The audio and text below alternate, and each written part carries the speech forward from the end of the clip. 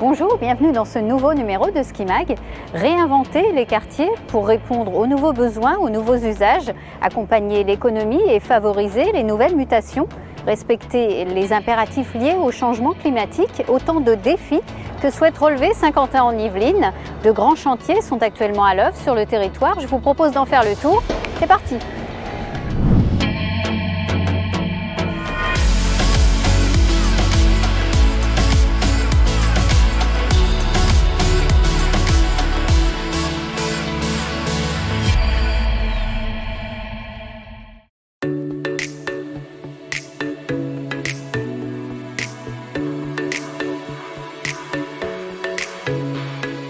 C'est plutôt bien d'embellir le quartier, de rénover, d'améliorer l'accessibilité, etc. et tous les services associés. Donc, excellente initiative. En tant qu'habitante de Saint-Quentin-en-Yvelines et de Montigny-le-Bretonneux, donc je participe justement aux ateliers pour les travaux de l'hypercentre et ça c'est génial. Ça va dans le sens de l'histoire, de l'avenir, des énergies vertes. C'est tout à fait positif.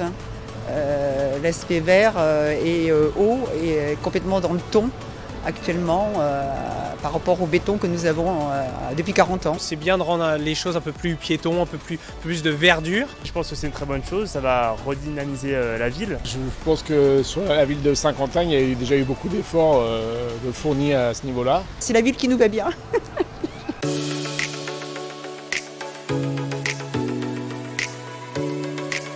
Saint-Quentin-en-Yvelines est un territoire qui a su mêler de manière équilibrée et harmonieuse habitat, services, entreprises, espaces verts de manière très importante. Et l'endroit où nous nous trouvons, dans l'hypercentre de Montigny, en est l'illustration avec la gare, un parc situé juste en face, des immeubles de bureaux et des logements.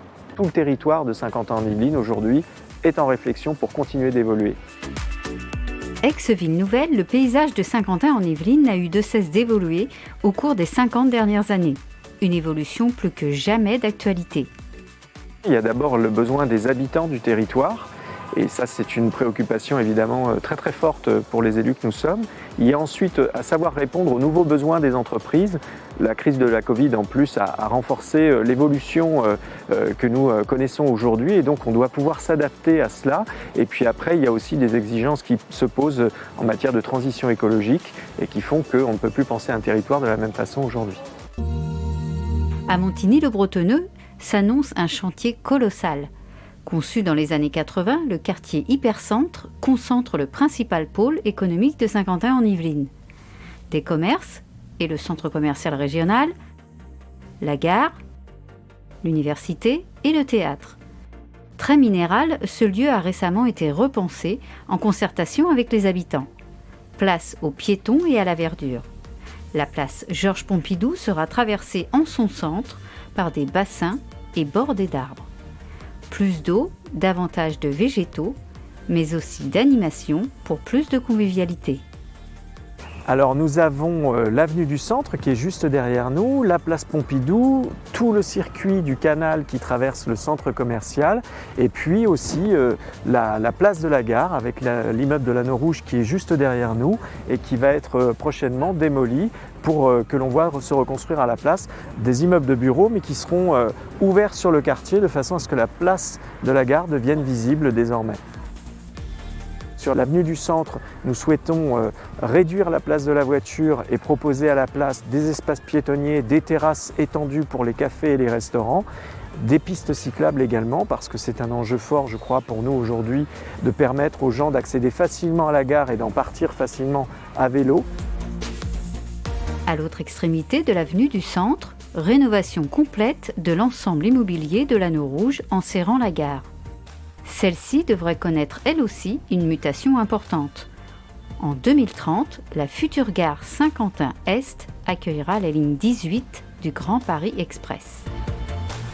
Il est essentiel parce qu'il va apporter un nouveau circuit de déplacement et ajouter donc des capacités de transport sur le territoire de Saint-Quentin. Et nous savons que c'est la clé dans l'avenir avec tout le problème que nous avons aujourd'hui sur les déplacements des habitants en région Île-de-France, d'avoir cette nouvelle ligne qui va venir apporter là aussi des solutions de mobilité. C'est essentiel. Ça va nous permettre aussi de développer un nouveau quartier, le quartier des Savoirs sur la ville de Guyancourt. Et évidemment, tout le travail que nous faisons aujourd'hui est de regarder comment cette station qui arrivera dans le cadre de la ligne 18 sera en connexion avec la gare de Montigny-Saint-Quentin par exemple, mais tous les pôles de mobilité que l'on peut avoir sur le territoire, puisque là aussi l'objectif évidemment c'est de favoriser les déplacements par ce type de transport à l'avenir. Des projets d'envergure seront amorcés cette année dans bon nombre de communes de l'agglomération. À la Verrière, avec la restructuration du pôle gare, la création du futur site olympique sur la colline d'Elancourt, la réhabilitation du carrefour de la Malmedonne à l'intersection de Maurepas, Coignières et la Verrière. Autre rénovation, l'immobilier d'entreprise d'importantes transformations ont déjà eu lieu. Elles vont se poursuivre, impulsées par les nouvelles méthodes de travail, de nouveaux usages accélérés par la crise sanitaire.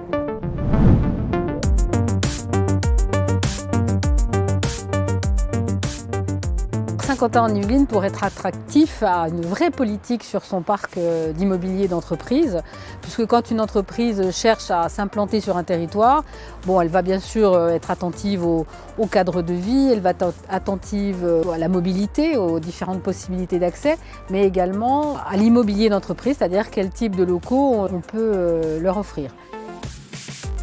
Nous avons un parc très important sur tout Saint-Quentin-en-Yvelines et nous travaillons beaucoup à la restructuration, à la réhabilitation ou à la reconstruction également d'immobilier existant. On peut par exemple prendre comme exemple l'immeuble international, qui est un immeuble de bureaux en pied de gare, qui est issu de l'urbanisation et du développement de Saint-Quentin dans les années 80, donc c'est assez ancien. Et aujourd'hui, c'est un immeuble de bureaux de 20 000 m² qui s'appelle Le Carré et qui accueille aujourd'hui l'ingénieriste Expléo et qui est adossé en plus à un immeuble de logement, ce qui est assez novateur. D'autres sites ont également opéré leur transformation. L'immeuble Le Native, lui, actuellement en construction, accueillera bientôt le groupe Orange. À proximité, l'Anneau Rouge, restructuré, sera composé de 3 immeubles tertiaires. Et Saint-Quentin, du coup, accompagne toutes ces opérations avec des restructurations urbaines telles que le complet réaménagement de la place Charles de Gaulle. Voilà. Donc l'espace public vient également à l'appui de ces requalifications. Ce quartier qui était emblématique et qui date des années 80 reprend une nouvelle jeunesse. Et surtout, ce qui est important dans la stratégie de Saint-Quentin, c'est de s'adapter aux nouveaux modes de travail. Donc l'importance du numérique, l'importance du télétravail, mais aussi on voit maintenant de plus en plus d'entreprises qui ont besoin de moins d'espace. Ou d'espaces différents pour travailler autrement. On est en train de travailler à pouvoir proposer une offre de coworking et puis aussi de ce qu'on appelle de tiers-lieux. On a beaucoup de gens qui commencent à se lancer dans le tiers-lieu, qui sont des lieux partagés où on peut travailler ensemble, faire des ateliers, des formations, faire des animations. Parce que l'entreprise, c'est pas que travailler, ça peut être aussi un endroit où on peut déjeuner, faire du sport. Voilà. Donc tout ça doit être aussi pris en compte dans l'évolution de notre immobilier d'entreprise et de nos zones d'activité en particulier. Autre lieu, autre projet à Voisins-le-Bretonneux, dans le futur écoquartier de la Remise. Au programme, plus de 500 logements, des commerces, des jardins potagers, un pôle glisse pour les plus sportifs et une crèche. On visite ?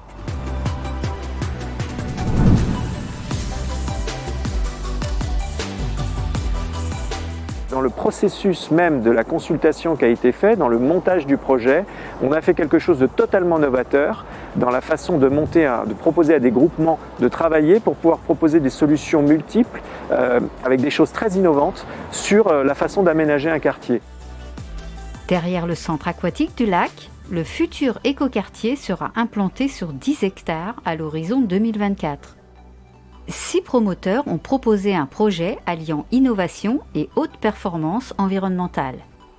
Quand vous regardez cet écoquartier, vous remarquez qu'on a conservé évidemment tous les tous les arbres à haute tige, que déjà les allées sont tracées et qu'en fait, c'est une des raisons pour lesquelles nous avons gagné ce concours, c'est qu'autour de ces arbres, on vient en fait enfiler des bâtiments qui vont avoir bien sûr des vues sur cette nature.